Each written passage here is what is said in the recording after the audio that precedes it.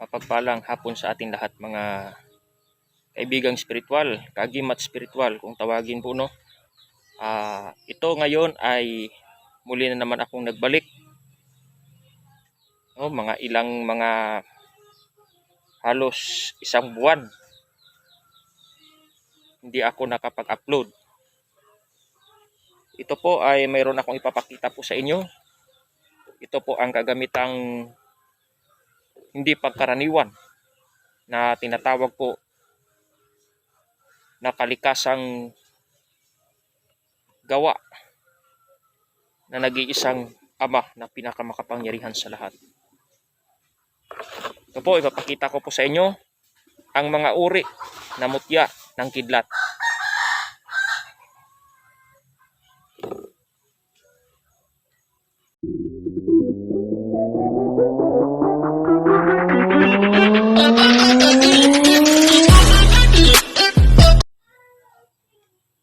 Muli po tayo nagbalik mga kagimat spiritual. Unang ipakita ko po sa inyo ay yung tinatawag po na ngipin. Ngipin ng kidlat. Maraming mga kabataan, hindi lang kabataan, maraming mga tao talaga na gusto makita kung ano ang ngipin ng kidlat. Ang tawag sa iba po ay batong kidlat, no? Mutya ng kidlat. Maraming mga taong nagsasabi na ito ba ay katang-isip lamang o totoo. Kaya ito po ay papakita ko po sa inyo, hindi bilang ipagmamayabang ko po ang aking kaloob na mga gamit na mutya ng kidlat, kundi po ipapakita ko po sa inyo na ito po talaga ay totoo. Hindi lang kwento-kwento tulad ng mga narinig niyo po sa mga sa inyong lolo, sa inyong mga lola. No, kasi yung lolo natin mahilig talaga magkwento sa mga ganitong mga bagay. Basta mga kwentong kababalaghan, kwentong hindi pangkaraniwan, kwentong mga agimat kung tawagin, ay pangunahin na yan ng ating mga lolo. Mas lalo na yung mga ninuno, no? Yung mga lolo sa lolo kung tawagin po. Kaya ito po, no, sa lahat po ng aking mga nagsubaybay sa aking YouTube channel, Agimat Kulog, marami pong salamat po sa inyo, no? At yung iba ay naka-follow sila sa aking YouTube channel. Marami pong salamat sa inyo po. Umabot na po tayo ng nasa 500 yung subscribers. Marami pong salamat. Ito naman po ay aking libangan lang, no, na sa aking pag-YouTube chat, sa aking pag-video ngayon, libangan ko lang ito. Para yung mga taong nagsasabi na hindi totoo ay nasa inyo po yan, paniniwala po, no? Kasi mismo ako dati, hindi po ako dati, sabi ko sa aking mga lolo at lola ay baka katang-isip lamang, kwento-kwento lamang. Ngunit nung ako ay pinagkalooban na talaga ng nag-iisang buhay na Diyos, ay talagang nasasabi ko na ito pala ay totoo, hindi po kwento.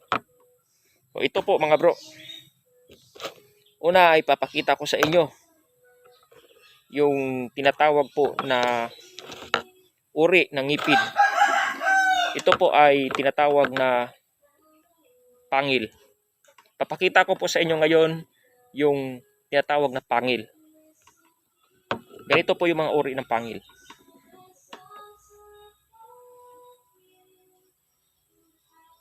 Yan. Kung makikita nyo, no? Tingnan nyo naman siguro, yan. Ganyan po niya, yung texture po niya. No? May kakintaban po siya. Yan. Saka matulis. Yan, matulis po.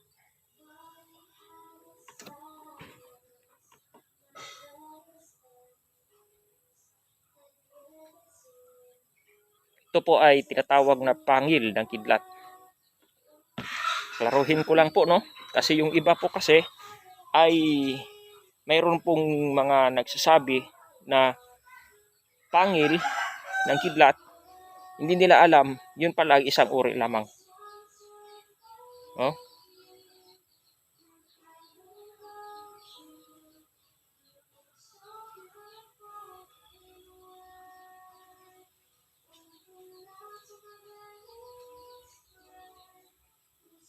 Yan po.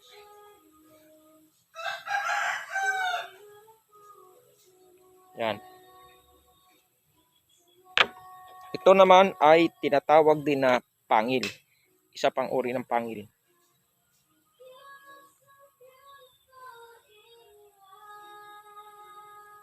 Marami tayo klase-klase, no? Na uri ng pangil. May ganito, mayroong pa ganun talaga siya, para siyang half moon. Mayroong din pa ganyan, no? Pangil.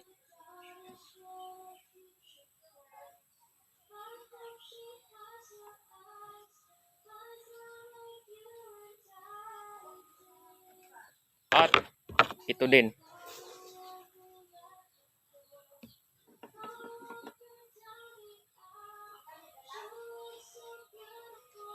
Yan. Oh, yan oh, pangil oh. Yan. Talagang ano siya. Kalikasan talaga siya, no? Na hindi gawa ng tao, kundi gawa niya. Gawa ng ating Ama na pinakamakapangyarihan sa lahat.